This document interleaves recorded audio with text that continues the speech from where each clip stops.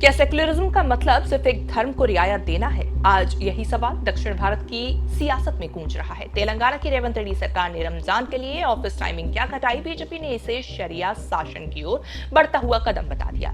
लेकिन ट्विस्ट तब आया जब आंध्र प्रदेश के चंद्रबाबू नायडू सरकार ने भी ठीक वैसा ही किया, आदेश जारी किया।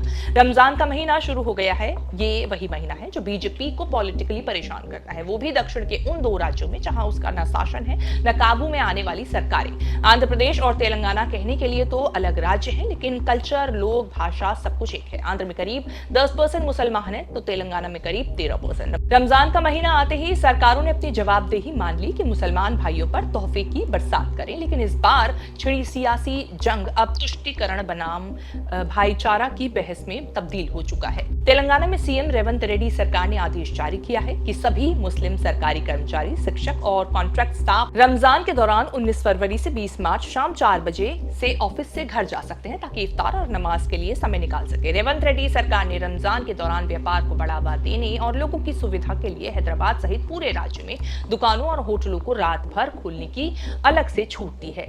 आंध्र प्रदेश में चंद्रबाबू नायडू की एनडीए सरकार ने भी इसी तरह का आदेश निकाला है, जिसमें मुस्लिम कर्मचारियों को 1 घंटा पहले घर जाने की अनुमति दी गई है। रमजान के दिनों में मुसलमान कर्मचारियों को ऑफिस से जल्दी छुट्टी देने की परंपरा काफी पुरानी है। इसमें कुछ नया नहीं बल्कि दशकों से चली आ रहा प्रशासनिक फैसला है। रमजान के दौरान शाम को 1 घंटा पहले या शाम 4 बजे छुट्टी देने का चलन 90 के दशक से चला आ रहा है।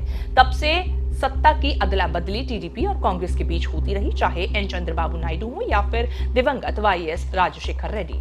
दोनों ही सीएम ने अपनी अपनी सरकारों के समय हर साल रमजान के महीने के लिए ऐसी गवर्नमेंट ऑर्डर जारी करने की परंपरा को बनाए रखा ताकि मुसलमानों को फील गुड होता रहे। 2014 में एकदम नई पार्टी की सरकार जगनमोहन रेड्डी ने बनाई, लेकिन उन्होंने भी इसमें कोई छेड़छाड़ नहीं की। अल्पसंख्यक कल्याण विभाग हर साल नियमित रूप से आदेश जारी करता है कि मुसलमान कर्मचारी शाम 4 बजे जा सकते हैं घर।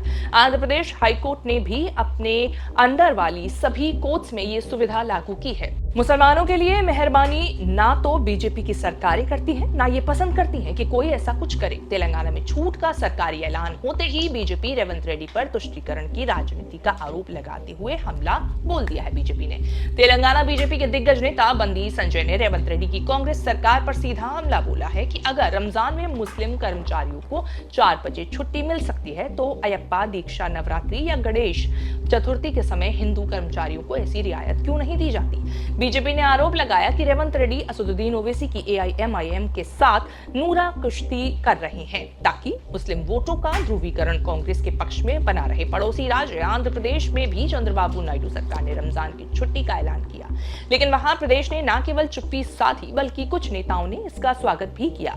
वहां बीजेपी पर आरोप लग रहे हैं कि डबल स्टैंडर्ड पॉलिटिक्स करने के जो फैसला हैदराबाद में तुष्टीकरण है वो अमरावती में भाईचारा कैसे बन गया। तेलंगाना में करीब 13% मुसलमानों वोटर्स हार जीत जो है वो तय करने में बड़ी भूमिका निभाते हैं। पारंपरिक रूप से ये वोट बैंक कांग्रेस और एआईएम के बीच बढ़ता है। इसकी काट में बीजेपी ने हिंदुत्व कार्ड और तुष्टीकरण विरोध को ढाल बनाकर बहुसंख्यक वोटों हिंदू को एकजुट करने की कोशिश में है।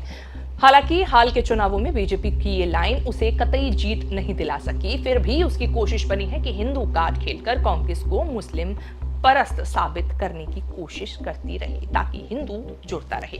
आंध्र प्रदेश में मुसलमान करीब 10% है। वाईएसआरसीपी ने जगनमोहन रेड्डी मुसलमानों के वोट बैंक पर मजबूत पकड़ बनाई। चंद्रबाबू नायडू को पता है कि सत्ता में बने रहने के लिए उन्हें इस वोट बैंक में सेंध लगानी होगी, इसीलिए बीजेपी को अच्छा लगे या बुरा मुसलमानों को कतई नाराज रखने की जोखिम वो नहीं लेते। बीजेपी की मजबूरी है कि दिल्ली से लेकर आंध्र तक चंद्रबाबू के दबदबे के कारण वो विरोध नहीं कर सकती। सत्ता में साझेदार होने की मजबूरी भी है कि नौ विकास और गठबंधन धर्म के नाम पर सरकार की मुस्लिम विरोधी छवि से बचना चाहती है ताकि टीडीपी के मुस्लिम वोट बैंक को नुकसान ना हो। 2024 में सत्ता में आने के बाद चंद्रबाबू नायडू ने मुसलमानों के लिए जोर शोर से योजनाएं चलाई। 2025-26 के राज्य बजट में अल्पसंख्यक कल्याण के लिए 5,434 करोड़ का रिकॉर्ड आवंटन किया। हर यात्रा पर जाने वाले हर यात्री को 1 लाख की मदद, मस्जिदों के इमामों की सैलरी 10,000 और मुअज्जिनों को मानदेय जो है वो 5,000 प्रति माह करा दिया गया। अल्पसंख्यक लड़कियों के लिए इंटर तक शिक्षा फ्री है। मुसलमान लड़कियों की शादी में सरकार 1 लाख देती है। साफ है कि सियासत में सिद्धांत नहीं बल्कि समीकरण मायने रखते हैं। तेलंगाना में जो पाप है आंध्र में वही पुण्य बन जाता है। अब देखना यह है कि क्या जनता इस दोहरे मापदंड को समझ पाएगी या फिर रमजान की ये छुट्टियां केवल वोट बांटने का जरिया बनकर रह जाएंगी। शेष भारत की इस रिपोर्ट में इतना ही। इस रिपोर्ट को लेकर आपकी क्या राय है कमेंट करके बताएं और आगे भी ऐसी खबरें देखने के लिए आप बने रहें न्यूज तक के साथ।